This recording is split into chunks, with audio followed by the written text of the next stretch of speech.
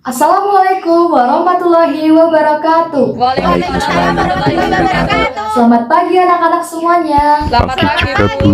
Bagaimana kabarnya hari ini? Sehat semuanya? Alhamdulillah baik, Ibu. Alhamdulillah jika sehat semuanya. Semoga kita senantiasa diberikan kesehatan dan selalu dalam lindungan Tuhan Yang Maha Esa. Nah, sekarang Ibu minta kalian semua rapikan terlebih dahulu mejanya, kursinya, kemudian barang-barang yang tidak berhubungan dengan mata pelajaran IPS silahkan disimpan ke dalam laci maupun ke dalam kelas supaya tempat yang kalian gunakan untuk belajar terasa nyaman sehingga kalian lebih fokus dalam memperhatikan materi yang Ibu sampaikan. Bisa dipahami ya anak-anak? Paham, Ibu. Baik, kalau begitu sebelum kita mulai kegiatan pembelajaran, Ibu akan mempresentasi kalian terlebih dahulu. Nah, jadi siapa teman kalian yang tidak berangkat pada pagi hari ini? Hadir semua, Bu. Sepertinya tidak ada, Bu. Nihil, Bu. Nihil? Nihil, Bu. Baik, alhamdulillah berarti masuk semua tanpa ada halangan suatu apapun ya. Nah, alangkah lebih baiknya kita awali kegiatan pembelajaran hari ini dengan doa terlebih dahulu. Kalau begitu silakan ketua kelas memimpin doa. Baik, Bu. Untuk mengawali kegiatan pembelajaran, mari kita berdoa menurut agama dan kepercayaan masing-masing. Berdoa dimulai. Berdoa tidak dibatasi. Baik, terima kasih. Nah, sekarang Ibu ingin bertanya kepada kalian semua. Siapa yang masih ingat pada pertemuan minggu lalu kita belajar tentang apa? Konflik Konflik sosial, Bu. sosial. Konflik sosial, ya benar. Ternyata daya ingat murid-murid Ibu ini semuanya bagus. Pasti semua rajin belajar di rumah ya. Baik, pertahankan ya. Nah, seperti yang kita ketahui bahwa minggu lalu kita telah belajar tentang konflik sosial. Ada yang masih ingat konflik sosial itu apa? Permasalahan, Bu. Permasalahan. Pertentangan, ya, Bu. Pertentangan. Perselisihan, Bu. Perselisihan juga boleh. Semuanya benar ya anak-anak. Nah, jadi konflik sosial itu adalah proses sosial yang melibatkan dua individu ataupun dua kelompok maupun lebih yang saling bertentangan untuk mempertahankan tujuannya masing-masing.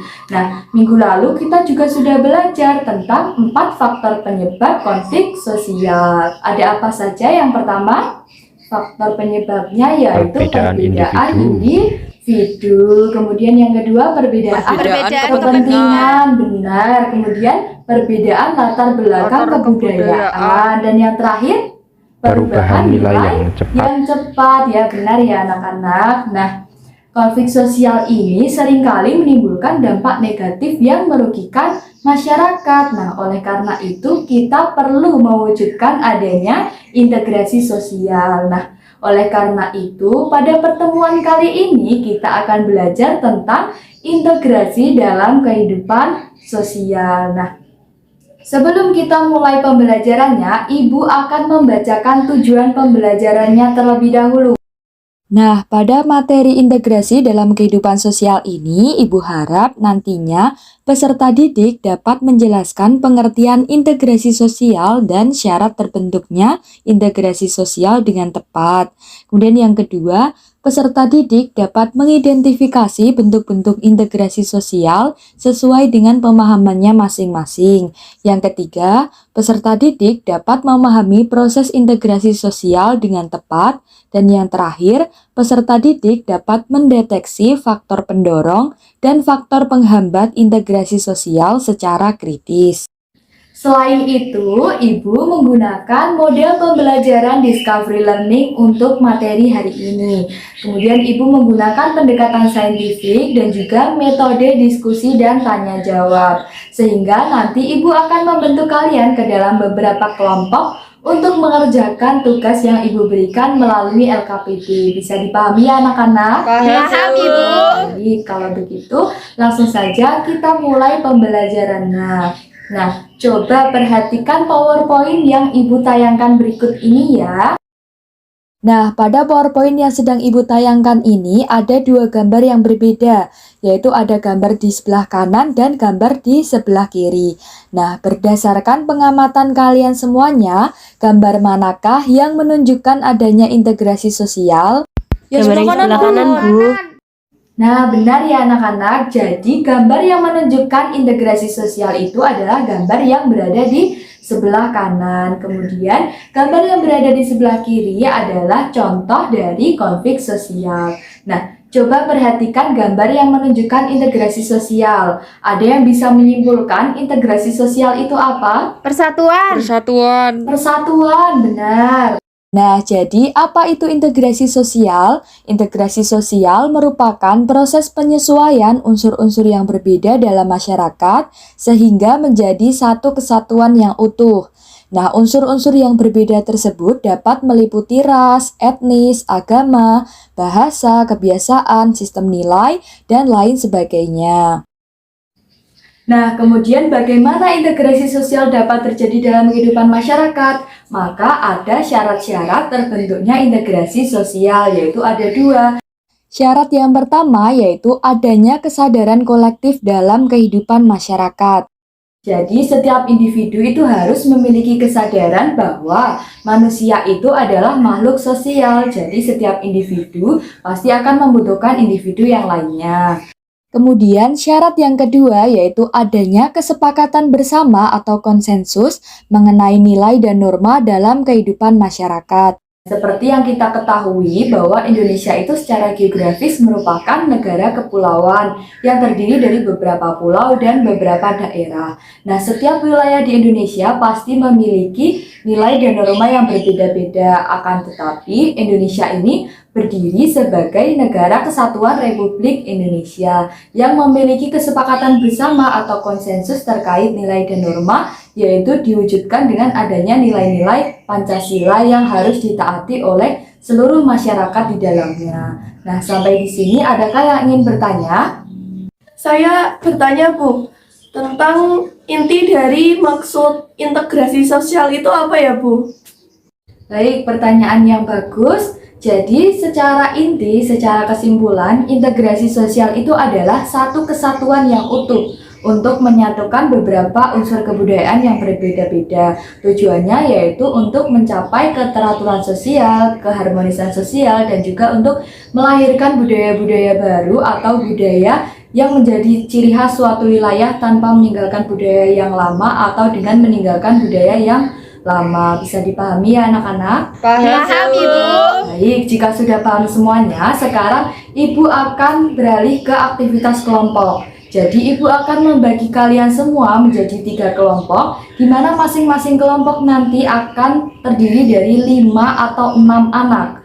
Nanti Ibu tugaskan untuk mengerjakan LKPD atau lembar kerja peserta didik yang akan Ibu berikan berikut ini. Langkah-langkah yang harus kalian lakukan yaitu mengerjakan soal yang terlampir pada LKPD tersebut melalui diskusi bersama anggota kelompok kalian masing-masing. Kemudian untuk sumber referensinya silahkan menggunakan modul pembelajaran integrasi dalam kehidupan sosial yang telah Ibu bagikan maupun melalui sumber lainnya seperti internet untuk menambahkan informasi yang kalian butuhkan. Nah, aktivitas kelompok ini akan dilaksanakan dalam waktu 15 menit. Kemudian jika semua sudah selesai, Ibu minta seluruh kelompok bisa mempresentasikan hasil diskusinya ke depan kelas secara bergantian. Bisa dipahami anak-anak? Paham, Ibu. Baik, kalau begitu langsung saja silakan peserta didik berkumpul dengan kelompoknya masing-masing sesuai dengan kelompok yang telah Ibu bagikan tadi. Baik, Ibu. Ya, silahkan mengerjakan LKPD, silahkan didiskusikan bersama teman kelompoknya. Bisa dimulai dari sekarang, waktu 15 menit. Selamat mengerjakan. Baik anak-anak, waktu telah menunjukkan 15 menit. Semua kelompok sudah selesai? Sudah selesai, Ibu. Baik, sudah semuanya ya. Kalau begitu langsung saja urut dari kelompok 1. Silakan untuk mempresentasikan hasil diskusinya. Kemudian jika kelompok 1 sudah selesai, silakan dilanjutkan kelompok kedua dan kelompok ketiga.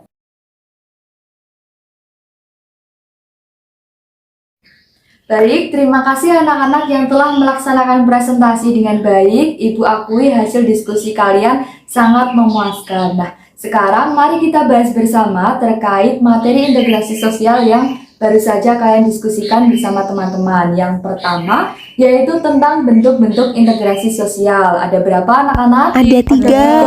Yaitu ada integrasi normatif, kemudian fungsional, dan koersif ya.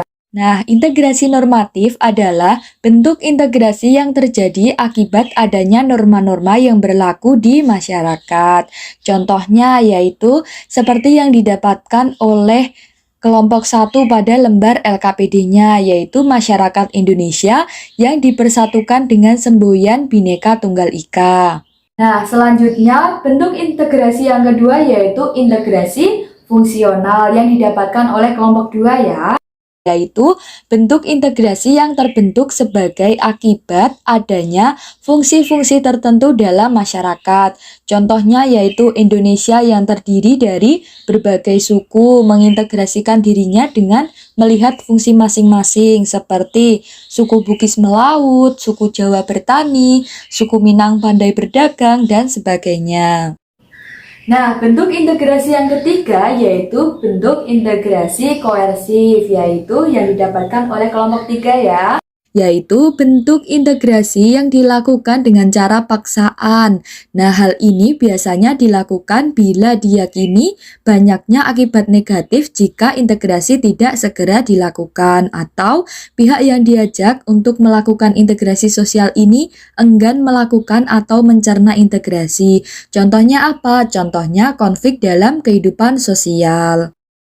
Nah, kemudian ada juga proses terbentuknya integrasi sosial, yaitu melalui 3 proses. Yang pertama ada proses asimilasi, kemudian proses akulturasi, dan yang terakhir proses akomodasi. Nah, untuk proses yang pertama, proses asimilasi adalah bertemunya 2 kebudayaan atau lebih yang saling mempengaruhi sehingga memunculkan kebudayaan baru dengan meninggalkan sifat asli tiap-tiap kebudayaannya. Nah, untuk contoh bentuk integrasi sosial yang terbentuk karena proses asimilasi yaitu musik dangdut.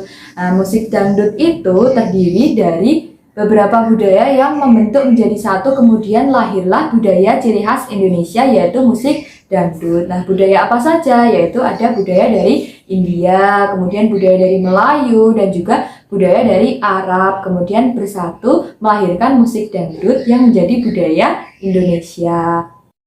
Selanjutnya proses akulturasi, yaitu apabila kebudayaan baru diterima dan diolah oleh masyarakat tanpa meninggalkan sifat asli kebudayaan masyarakat tersebut. Kemudian contoh bentuk integrasi sosial melalui proses akulturasi adalah Masjid Menara Kudus. Nah, kenapa Masjid Menara Kudus? Karena Masjid Menara Kudus ini memiliki menara yang merupakan bentuk akulturasi dari budaya Hindu dan juga budaya Islam. Nah, budaya Islamnya yaitu terwujud dari adanya Masjid Menara Kudus ini yang masih digunakan sebagai tempat ibadah orang Muslim. Nah, yang terakhir adalah akomodasi, yaitu usaha individu atau kelompok masyarakat dalam mewujudkan integrasi sosial dengan cara mengedepankan sikap saling menghargai, menghormati, menyesuaikan diri antar individu maupun kelompok untuk menghindari adanya konflik sosial. Nah, setelah proses dan bentuk-bentuk integrasi sosial tadi, peserta didik juga diminta untuk mendiskusikan tentang faktor pendorong dan faktor penghambat integrasi sosial. Nah, faktor pendorong integrasi sosial ada berapa? Ada 7. Ya, benar. Yang pertama yaitu adanya toleransi terhadap kebudayaan yang berbeda. Kemudian yang kedua, kesempatan yang seimbang dalam bidang ekonomi. Yang ketiga, adanya sikap terbuka dari golongan masyarakat. Yang keempat, yaitu adanya kesamaan dalam unsur-unsur kebudayaan. Dan yang kelima, adanya perkawinan campur atau amalgamasi. Yang keenam, adanya musuh bersama dari luar. Dan yang terakhir, meningkatnya populasi penduduk. Nah, kemudian faktor penghambat integrasi sosial. Yang pertama, adanya sikap curiga atau prasangka yang buruk terhadap kelompok lain. Yang kedua, kurangnya toleransi terhadap perbedaan budaya. Yang ketiga, sulit menerima perkembangan zaman. Yang keempat, adanya kesenjangan sosial dalam masyarakat. Dan yang terakhir, ketidakmerataan pembangunan nasional. Nah, adanya kesenjangan sosial dan ketidakmerataan pembangunan oleh pemerintah ini biasanya justru menimbulkan disintegrasi sosial karena akan timbul kecemburuan sosial dalam masyarakat dan ketidakadilan dalam hidup. Kemudian masyarakat akan menolak integrasi sosial karena menolak untuk bersatu atas perlakuan yang tidak sama dalam kehidupannya. Begitu ya anak-anak, bisa dipahami semuanya? Bisa, Bu. Baik, jika semuanya sudah paham, mari kita simpulkan materi integrasi sosial yang telah kita pelajari bersama. Yang pertama yaitu ada poin pengertian integrasi sosial, yaitu proses penyesuaian unsur-unsur kebudayaan yang berbeda untuk mewujudkan satu kesatuan yang utuh. Kemudian syarat terbentuknya integrasi sosial ada dua. Yang pertama adanya Kesadaran kolektif. Yang kedua adanya Konsensus kesepakatan nilai dan patokan norma. terkait nilai dan norma. Kemudian ada bentuk-bentuk integrasi sosial. Yang pertama, integrasi normatif. Yang kedua, integrasi fungsional. Yang ketiga, integrasi koersif. Kemudian ada juga proses terbentuknya integrasi sosial. Yang pertama melalui proses Asimilasi, Bu. Yang kedua, Akulturasi, Bu. Proses Yang ketiga, akomodasi, Bu. Proses akomodasi. Benar ya. Kemudian ada juga faktor pendorong dan faktor penghambat integrasi sosial. Faktor pendorongnya terlebih dahulu Kesempatan dalam yaitu bidang ekonomi, Bu. keseimbangan dalam bidang ekonomi, benar. Kemudian Sikap terbuka masyarakat. terbuka masyarakat, iya benar. Perkawinan campuran, Bu. Campuran, benar. Nah, kemudian faktor penghambat integrasi sosial. Yang pertama, Prasangka buruk masyarakat. prasangka yang buruk terhadap budaya Sikap lain, masyarakat yang kemudian tertutup. sikap tertutup masyarakat, kemudian ada lagi Kesenjangan kesenjangan sosial, Bu. sosial, benar. Kemudian sulit Menerima perkembangan zaman. Nah, pada kegiatan selanjutnya kita akan melakukan refleksi dengan bermain kuis. Nah, kita mulai bersama ya anak-anak, bisa kita kerjakan bersama-sama. Soal yang pertama, proses penyesuaian unsur-unsur sosial yang tidak sama sehingga menghasilkan suatu pola kehidupan yang selaras dan serasi disebut sebagai Interaksi sosial. Integrasi sosial, Bu. Benar, integrasi sosial. Benar ya anak-anak. Kemudian soal yang kedua. Integrasi sosial yang dilakukan dengan cara paksaan disebut sebagai Integrasi fungsional, integrasi Bu. fungsional, Koersif. integrasi normatif, Integrasi koersif, Bu. integrasi koersif. Ya, benar ya anak-anak. Kemudian soal yang ketiga. Berikut ini mana yang tidak termasuk faktor pendorong integrasi sosial, yaitu Sikap ayo bisa dijawab. Sikap tertutup, ya benar. Wah, ternyata murid-murid ibu ini pintar-pintar semuanya ya. Kita lanjut soal nomor 4. Adanya tradisi kesenian wayang yang berkisahkan tentang cerita Mahabharata dan Ramayana merupakan salah satu contoh proses integrasi sosial, yaitu apa? Akulturasi, Bu. Asimilasi? Bukan, salah. Akulturasi, Bu. Akulturasi. Ya, benar ya. Soal terakhir, soal nomor 5. Meleburnya kebudayaan Betawi dengan Tiongkok yang kemudian menghasilkan kebudayaan baru seperti tari lenong dan tari cokek merupakan salah satu contoh proses integrasi sosial, yaitu Proses asimilasi. Ya benar ya anak-anak.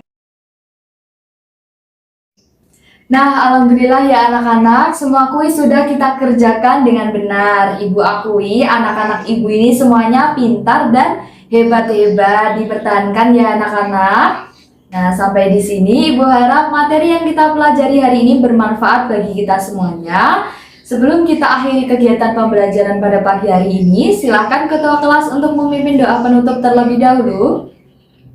Untuk mengakhiri kegiatan pembelajaran pada hari ini, berdoa dimulai. Berdoa tidak dibatasi. Baik, terima kasih. Jangan lupa untuk mempelajari materi yang akan kita bahas minggu depan, yaitu tentang perubahan sosial. Ibu akhiri, kurang lebihnya Ibu mohon maaf. Tetap jaga semangat belajarnya, dijaga kesehatannya.